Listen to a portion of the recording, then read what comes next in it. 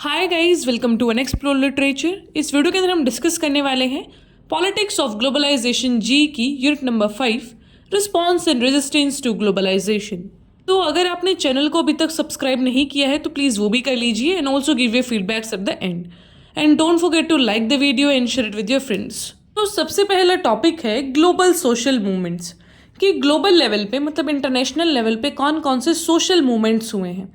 तो social movements की अगर हम बात करें तो ये होते हैं लार्ज स्केल ऑर्गेनाइज्ड एफर्ट्स जो कि एक डिफरेंट या फिर एक पर्टिकुलर मुद्दे को डील करते हैं, जैसे कि कोई सोशल, पॉलिटिकल, इकोनॉमिक या फिर इन्वायरमेंटल तौर पे। फॉर एग्जांपल इन्वायरमेंटल की अगर हम बात करें तो यहाँ पे क्या होता है, ऑर्गेनाइजेशंस काम करती हैं, एक्टिविस्ट काम करते हैं उन मुद्दों को डील करने के लिए जो कि इन्वायरमेंट को ख़राब कर रहे हैं, जैसे कि क्लाइमेट चेंज, डिफोरेस्टेशन, पोल्यूशन और कंजर्वेशन जैसे टॉपिक्स। तो यहाँ पे जो ग्लोबल सोशल मूवमेंट्स हैं उनके कुछ एग्जांपल्स दिए गए हैं, जैसे कि the Friday for future movement inspired by Greta थर्न्सबर्ग।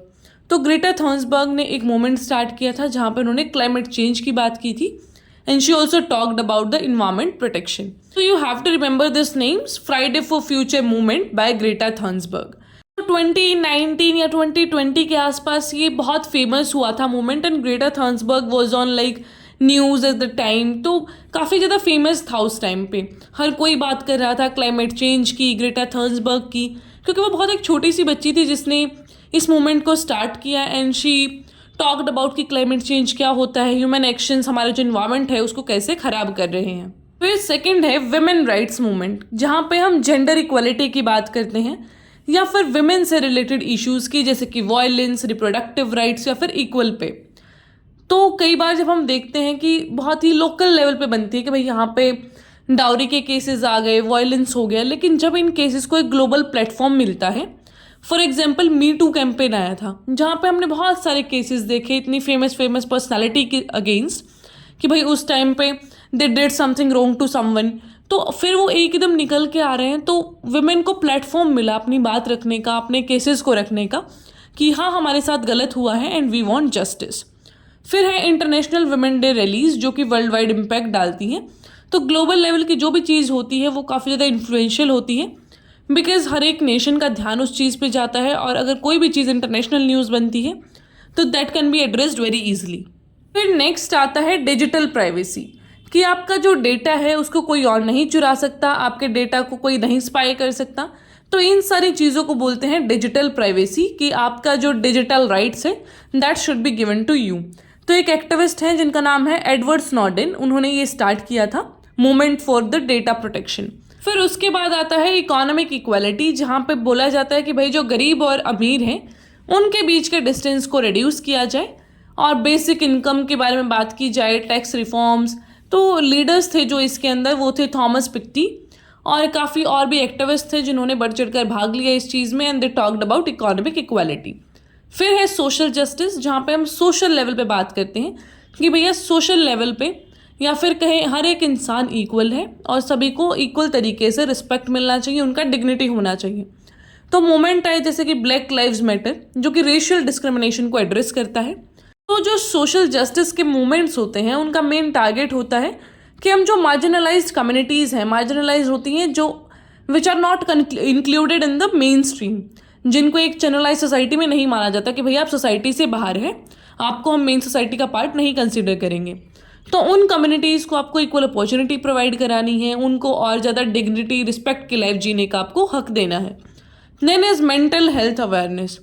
पहले क्या होता था कि फिजिकल हेल्थ को तो इम्पोर्टेंस मिलता था कि भाई इंसान बीमार हो गया तो हाँ वो चीज़ कंसिडर किया जाएगा कि भाई बंदा बीमार है, लेकिन अगर उसका मेंटल हेल्थ स्टेटस ख़राब है, फॉर एग्जांपल आप अच्छा नहीं फील कर रहे, एक दिन हो गया, ठीक है, एक दिन आपको कुछ बात किसी की ऐसा बुरी लग गई, आपको अच्छा नहीं लग रहा, लेकिन इफ़ इट इज़ कॉन्टिन्यूस तो वो प्रॉब्लमेटिक है, आपको उस चीज़ को एड्रेस करना चाहिए। ये ऐसी सी बातें जो होती है ना कि क्या ही यार, क्या एंग्जाइटी, क्या डिप्रेशन, ये तो चोचले हैं। तो इस टाइप की जो बातें हैं वो बहुत ही ख़राब है और हमें जो मेंटल हेल्थ अवेयरनेस है उसको बहुत ज़्यादा बढ़ाना चाहिए, because people should know about themselves कि उनका कब क्या प्रॉब्लम है। Mental health is also very important part of our life. Physical health से सिर्फ काम नहीं चलता है, आप हट्टे कट्टे हैं बट अगर आपका दिमाग ही नहीं लग रहा है किसी चीज़ में, यू आर अंडर डिप्रेशन एक बहुत बड़ा वर्ड हो जाता है, बट अगर आपको थोड़ी थोड़ी एंग्जाइटीज़ हैं या फिर किसी भी चीज़ से आपको कॉन्टिन्यूस बुरा लग रहा है तो आपको एक साइकोलॉजिस्ट को विजिट करना चाहिए, दिस इज़ मस्ट। ऑलराइट, सो ये था सारा हमारा सोशल मोमेंट्स के बारे में। Now let us discuss about migration. तो माइग्रेशन को अगर आसान भाषा में समझें तो इसका मतलब होता है एक जगह से दूसरी जगह जाकर रहना। अब वो परमानेंटली हो सकता है, शॉर्ट पीरियड ऑफ टाइम के लिए हो सकता है, आपके एजुकेशन के लिए हो सकता है, या फिर किसी जॉब के लिए, कोई भी रीज़न हो सकता है उस चीज़ के पीछे। तो यहाँ पे बात की गई है कि जो यूएस है वहाँ पे largest number of international migrants हैं।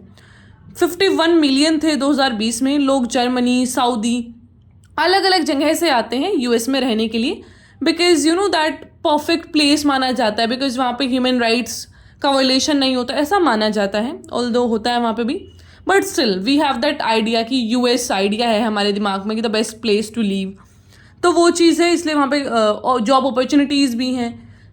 तो because of that international migration US में बहुत ज़्यादा होता है।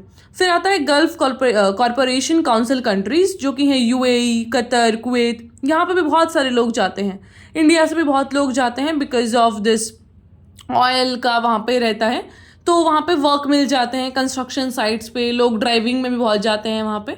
सो बेसिकली वहाँ पे लोग जाते हैं फॉर द जॉब अपॉर्चुनिटीज़। और यूएस में लोगों का ड्रीम रहता है कि भाई जाके बसना है, किसी तरीके से वहाँ की पीआर मिल जाए हमें।